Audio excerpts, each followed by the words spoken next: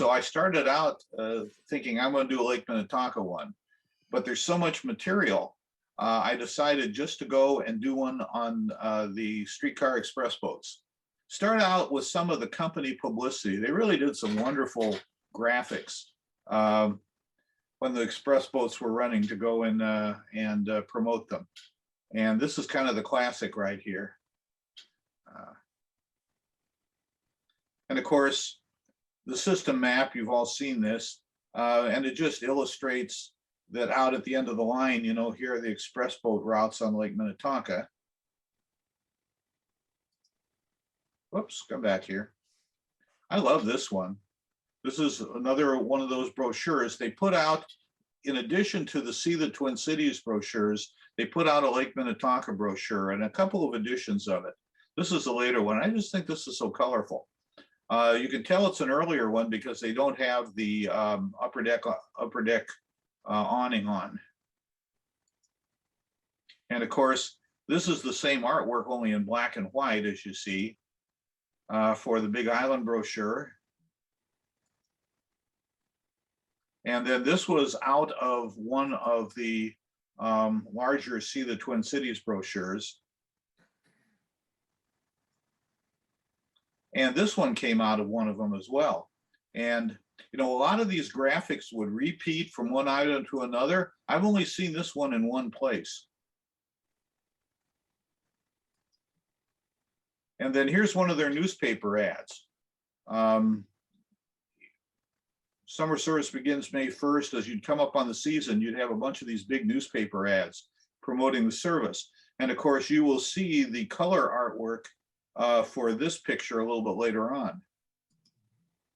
So anyway, the boats were manufactured at the 31st Street shops. And this is the picture that we never expected to see. But we wound up with the thing coming out of the shop.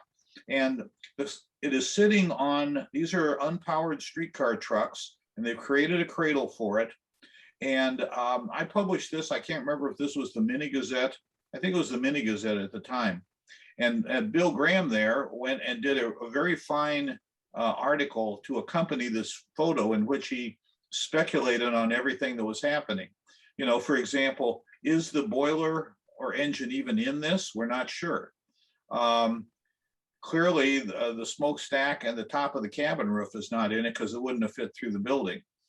And Bill, I remember one of the comments you made is that this thing is heavy enough. The trucks, if you look at the leaf springs on the trucks, they're fully compressed. So clearly this thing weighs a lot more than a streetcar. And so no sign of any brake rigging on that thing.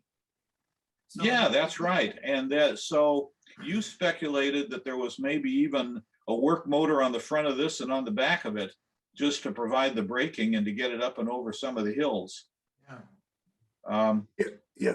Look at that truss rod.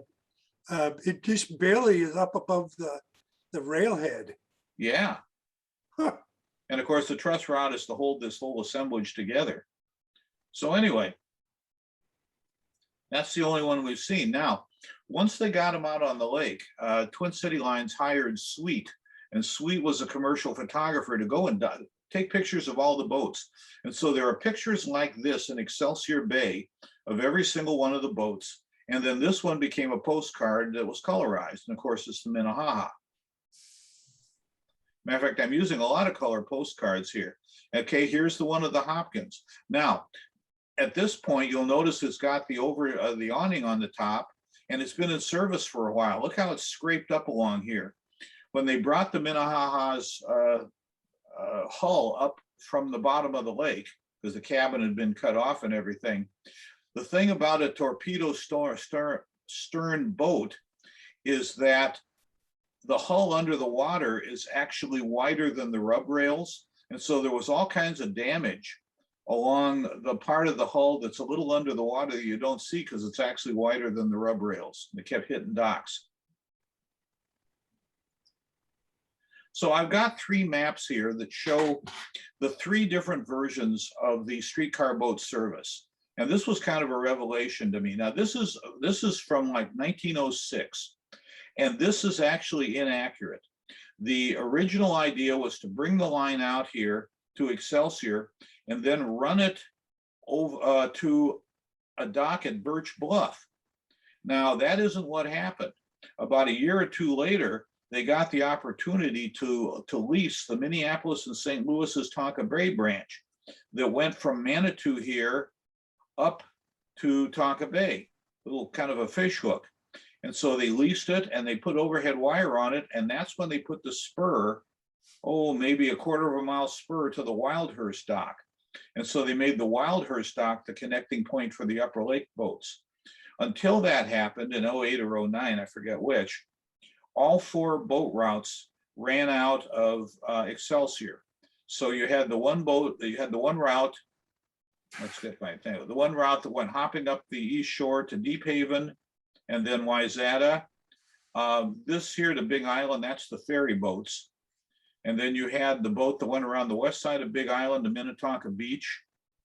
And then the 2 Upper Lake routes went Tonka Bay through the Narrows, and then one went to Spring Park and one went to Zumbra Heights. And on a couple of occasions, occasional trips went to Mound. They only did that 2 years. So anyway, this was the first arrangement of the boats. And this lasted until about 08 for a couple of years. And then this one happened. And here they built the Wildhurst dock. And what that allowed them to do is to take the 2 upper boat routes and run them out of Wildhurst instead of out of Excelsior. So here the Wayzata and the Minnetonka Beach lines are running out of Excelsior, but the Spring Park and Zumbra Heights are running out of Wildhurst. Now what that did is they had 6 steamboats, and when they were running them all out of Excelsior, they had no spare steamboats. It took an extra steamboat to do this running through the Narrows. So this allowed them to go and run the schedule with 5 steamboats with the 6th as a spare. And that lasted until 1911 when they abandoned Big Island Park, got rid of the ferry boats, and they also got rid of the 3 or 4 boats that they were using for what they called the 40-mile cruise. Those were pre-existing steamboats that they were on the lake before TCRT got there, and they bought them. And they would go, well, come here. They would go all day up and down the lake. Well, they got rid of those, man alive. They got rid of those and they decided we still want people to be able to do a tour of the lake. So we'll reschedule the express boats. And so this is the map of that. And each express boat, instead of running back and forth on an individual route, each express boat in the course of the day covered every route.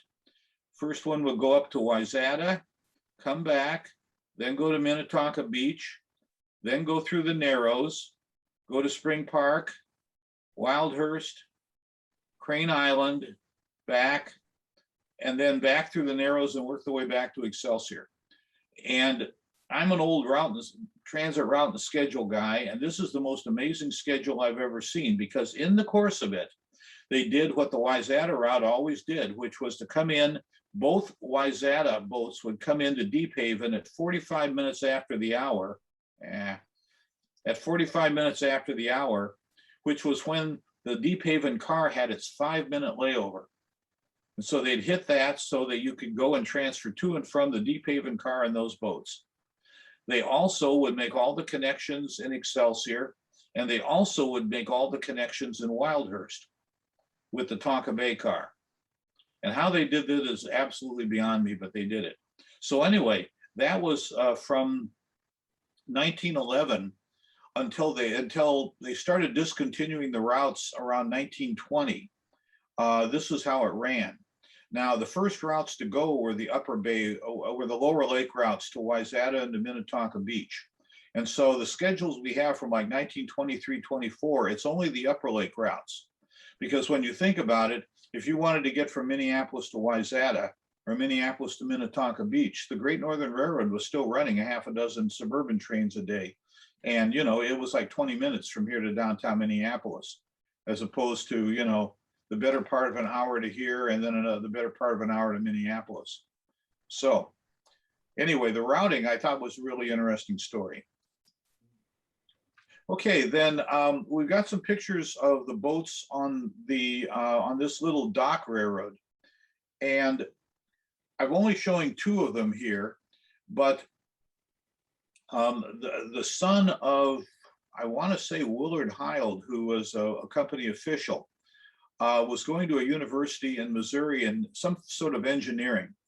And he went and wrote a report on the operational performance of the boats. And there's like 5 or 6 photos of the White Bear in this dry dock that he illustrated it with. Now, this isn't that, but this shows the side view of this little launching railroad. And I suppose it's gone now, but one of these dollies survived at the Shorewood Yacht Club, where they would go and put the Minnetonka in. And then here's a back view also out of that operational study. And so here you kind of see how the hull, you know, sticks out a little bit beyond the rub rails. You can, Aaron, go back to, you can see how the bottom of the bottom surface of the hull rises up toward the stern, almost to the water line. So Yeah, the and of only course- thing that's under the water is the log for the propeller shaft and the rudder. And I think there's a lot more hull in the water in the front than there is in the back. I think you're right. And of course, the whole point of the torpedo stern, which was kind of a marine architecture fad from around the turn of the century, was that it didn't leave a wake or almost no wake. And so, and you see this on battleships, you know, remember the Maine? The Maine had a torpedo stern on it. The Minnetonka never left a wake. I mean, you could be running at 160 RPM and there was virtually no wake. Yeah. And so here's, they built kind of a boat shop, just a real simple frame building right next to this loading railroad. And here, by the way, here's the streetcar ramping up to go over the railroad tracks, which is, and so anyway, when they went to that continuous routing that I talked about in 1911, that required them to use all 6 boats and once again be without a spare. And so they said, we need one more boat. And so they built the Excelsior, and this is the Excelsior being fabricated inside of that little frame building. Now, the Excelsior was built to a different plan. Here is one of the first 6 boats, in this case, the Harriet. And here's the Excelsior. And you can see, while the Harriet, you know, the cabin has a curve to it. In the Excelsior, the cabin is straight. And of course, it has a completely different upper deck. Now, when they went to rebuild the Minnetonka, we did not have drawings of the original boats. What we had was a drawing of it wasn't actually the Excelsior, but it was a boat that was very similar to the Excelsior. And that's what they used. And that's why the cabin roof on the rebuilt Minnetonka is straight. It isn't the same as the as it was when it was built. But you want another anecdote? Sure, go ahead. Bob Dumas scratched his head till he didn't have any hair about how to build the level of the upper deck. And the problem with it was that they had used window posts that were all the same length. I'm sorry. So they were, you know, and that meant that as the hull rises, the window post rises. So that meant that the deck followed the top of the window posts. Not only did it go up this way, but it curved this way. It was a compound curve. And Bob Dumas said, I can't get my mind around that. It's just going to be flat. And we all said, amen. And that's why he did it that way. Okay, very good. So here's the interior, once again, a postcard view. And this is looking towards the prow, the bow rather, from the rear. And then this is the view from the other side where you can see the engine pit. And of course, the engineer was down in the engine pit. Kind of interesting electric panel right here. And of course, with the seats, one of the things we learned when, you know, we supplied all the seats for this.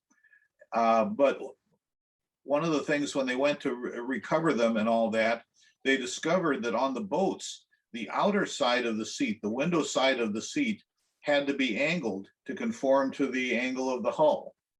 And so they had to go and rebuild each seat, and the angle slightly varied with each one. Am I correct about that, Bill? That's right. Yeah. So anyway, it took a three-man crew. This is the pilot. Come on, damn it. This is the pilot. This is Captain Mann, who was a well-known figure on Lake Minnetonka. He was been a steamboat guy for a long time. As a matter of fact, this came from his family. And here's the engineer, and then the purser, who was analogous to the conductor. But you'll notice that they had a different hat for these guys. They had this kind of soft nautical hat. And I'm assuming that the conductors, that the pursers ran as conductors in the wintertime. I don't really know what these other guys did. Here's another crew next to the Stillwater. The signs at the front also kind of changed over time. Aaron, go back to the previous, you can, the one before this. You see this piece of steel sheet that's along the bow? You talking about this thing? Yeah, it's an ice cutter. Okay. Because Huh. the lake would start to freeze and you had to plow ice. And that's why they put that steel sheet along the bow. Okay, cool. So how late in the season would they run? And when would they start up? They really only ran into October, I think. I will bet you that was more for spring if the ice out was late. So here's the Stillwater, and I just kind of like this picture because here you see the purser whose job was to handle the landing lines, and he's ready to go. Here's the engineer at his post. That electrical panel is laid out reverse of the one we saw before. Like it's mirror reverse. Well, that makes me wonder if I didn't print the photo backwards. I Although I'm looking at the printing on it and it looks like this is correct. Let's just go back and take a quick look at that. Well, okay. Hard I to cannot, tell. actually, as I look at this, I think this photo may have been printed in reverse. Yeah, I think so. Yep, because the lettering on this gauge is exactly the opposite. Oh. That's a really good catch. See, that's why we have you in here to help with this thing. Okay, so now we're talking about the connection between the streetcars and the boats. And so the streetcars came in and they stopped at this station. And if they were a Excelsior limited car, they continued beyond it to the corner of Water and 2nd Street. And if they were a Lake Minnetonka car, they continued all the way to Tonka Bay. But if they were an Excelsior an Excelsior excursion car, they pulled into this storage yard because they were extras. And they pretty much ran on Sundays and holidays. And so anyway, there was a little subway under the tracks, and then they'd go over to the Excelsior dock station, which you can see behind. And then here's the Excelsior dock station. And the dispatcher was up in the booth along with, and I don't know how long they kept this job, but they had a job called Commodore of the Fleet, who was apparently in charge of all the boats. And that might have gone away in 1911 when they got rid of the ferries and the excursion boats as well.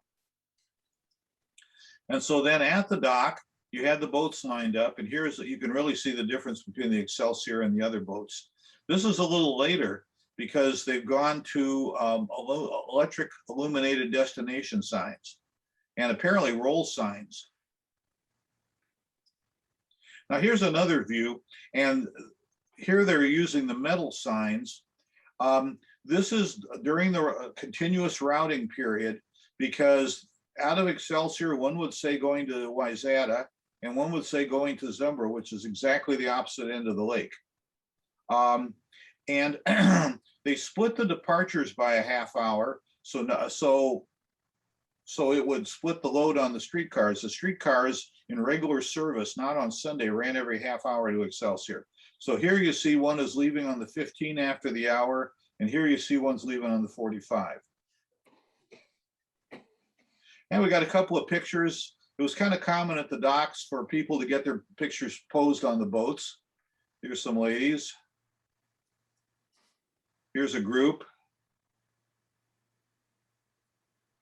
Here's the Twin City Trainmen's Streetcar Band. Going maybe out to Big Island or somewhere to hold a little concert. I like this.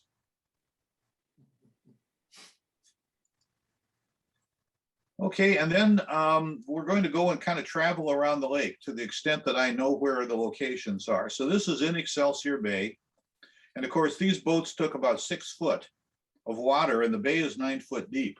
And if you've ridden the Minnetonka, you look down, there's the bottom, and you're kind of pushing through the weeds and the milfoil as you do it.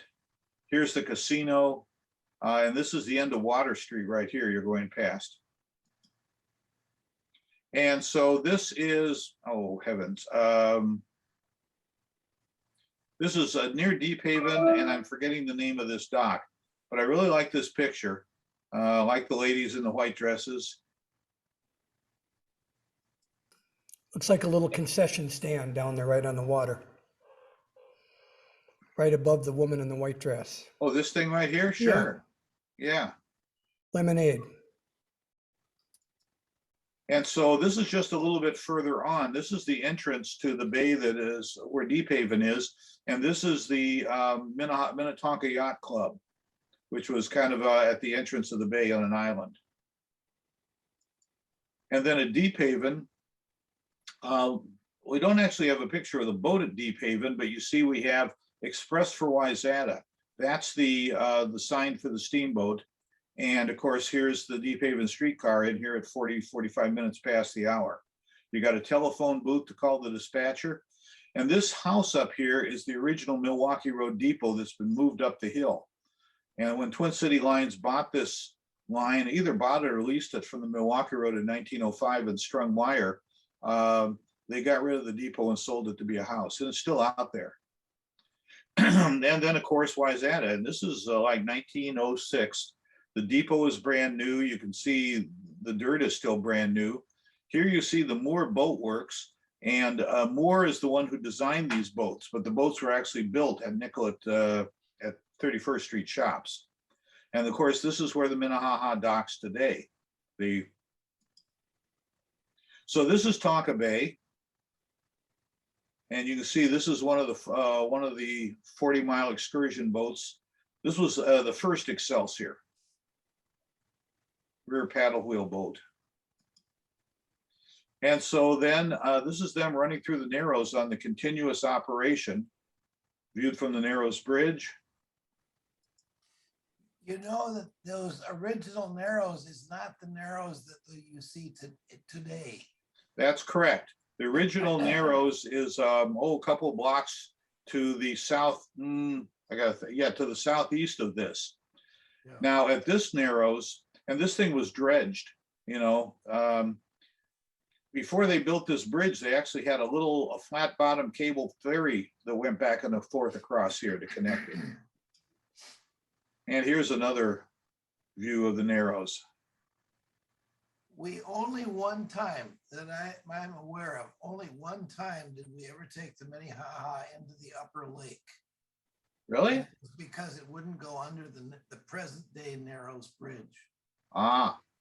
And we made it with about that much space left over. It was almost impossible. That's why the boat has a collapsible stack.